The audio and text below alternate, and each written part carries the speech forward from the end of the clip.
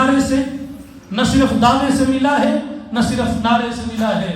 اور ابو بکر کی شان پہ اتنی بات ہی کافی ہے۔ آپ میں سے جو حج عمرے کا سفر کر کے آئے ہیں، وہ غار سور کی بلندیاں ہیں، کاندھا ابو بکر کا ہے، کاندھے پہ سوار ہونے والا رحمت للعالمین پیغمبر ہے۔ وہ غار تک لے کر کے گیا اور غار میں پہنچا، ابو بکر پریشان ہے تو تسلی دینے والا رحمت للعالمین پیغمبر ہے۔ اگر ابو بکر کو اس دور کے کالے سانپ نے ڈسا جو آج بھی ڈسنے کی کوشش کر رہا ہے، تو اس دور میں بھی تسلی پیغمبر کا فرمان تھا۔ آج اگر ابو بکر صدیق کی صحابیت پہ کوئی شک کر رہا ہے، ابو بکر کی عظمت کا، خلافت کا کوئی انکار کر رہا ہے، تو اس کے لیے بھی پیغمبر کے فرمان کے مطابق وعید موجود ہے۔ اور دوسری طرف اگر کوئی محبت کا اظہار کر رہا ہے تو تسلی پیغمبر کے فرمان میں موجود ہے۔ تو یہ ابو بکر اطاعت رسول میں اتنا کامل ہے، اتنا کامل ہے کہ آقا اشارہ کرتے ہیں ابو بکر کام پورا کر دیتے ہیں۔ ایک بھی ترجمہ مثالیں ہیں، آقا اشارہ کرتے ہیں فاروق اعظم کام پورا کر دیتے ہیں، آقا اشارہ کرتے ہیں عثمان کام پورا کر دیتے ہیں۔ تبھی تو پھر آقا نے اپنی زبان سے کہا کہ ما ضر عثمان ما عمل بعد اليوم، آج کے بعد عثمان تجھے تیرا کوئی گناہ نقصان نہیں پہنچا سکتا، تیرا کوئی عمل تجھے نقصان میں نہیں لے جا سکتا۔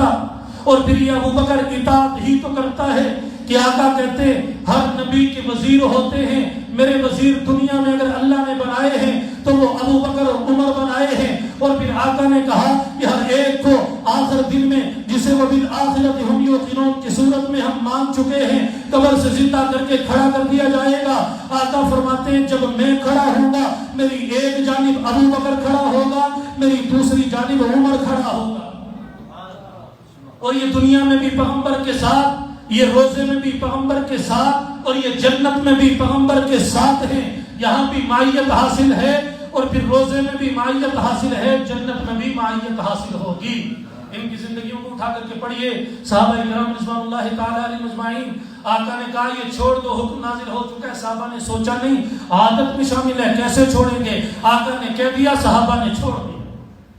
آقا کا حکم ہوا کہ یہ بدر کی جانب چلنا ہے، قافلہ آ رہا ہے، مسلمان کمزور ہیں، ان کو مضبوط کرنا ہے۔ پہلے سی وضع ہو چکی ہے، اور پھر مدینے میں جانے والے جانتے ہیں کہاں مدینہ ہے اور کہاں مقام بدر ہے۔ اور ایک اونٹ ہے، ایک روایت کے مطابق 4 پہ تقسیم ہو رہا ہے، ایک روایت کے مطابق 3 پر تقسیم ہو رہا ہے۔ اب ایک بیٹھا ہے 2 پیدل چل رہے ہیں، یا ایک بیٹھا ہے 3 پیدل چل رہے ہیں۔ اب یہ سواری اتنی قلت میں ہے اور سب کے پاس تلواریں نہیں ہیں، نیزے نہیں ہیں، کمان نہیں ہے، کچھ بھی نہیں ہے۔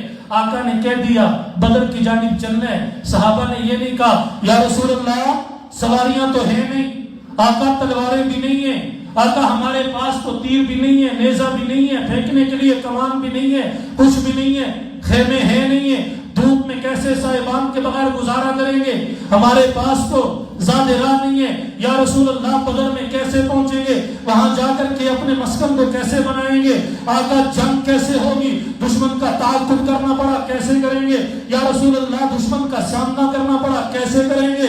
بلکہ حضور اشارہ کرتے گئے اور حضور کے اشارے پہ پیغمبر کے صحابہ کرتے چلے گئے۔ اور پھر جب یہ کرتے چلے گئے تو قرآن نے کہا وَلَقَدْ نَصَرَكُمُ اللَّهُ بِبَدْرٍ وَأَنْتُمْ أَذِلَّةٌ، اللہ نے بدر کی کمزور لوگوں کی نصرت کی ہے، مدد کی ہے۔ تو یہ قرآن میں رب کا فیصلہ اترے، رب کی نصرت کی بات اتری ہے۔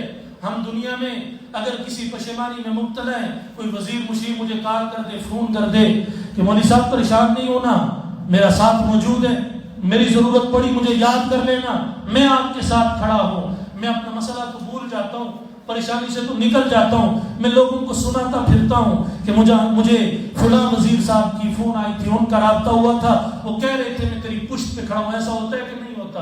قربان جاؤں حضور کے صحابہ پر جن کو تسلی آسمانوں کا رب دیتا ہے اور نصرت کا فیصلہ قرآن کی آیات میں نازل کرتا ہے کہ محمد کے صحابہ پریشان نہیں ہونا، نصرت کی ضرورت پڑے گی میں آسمان سے فرشتوں کو بھیج دوں گا۔ یہ نصرت کیسے ہوتی ہے؟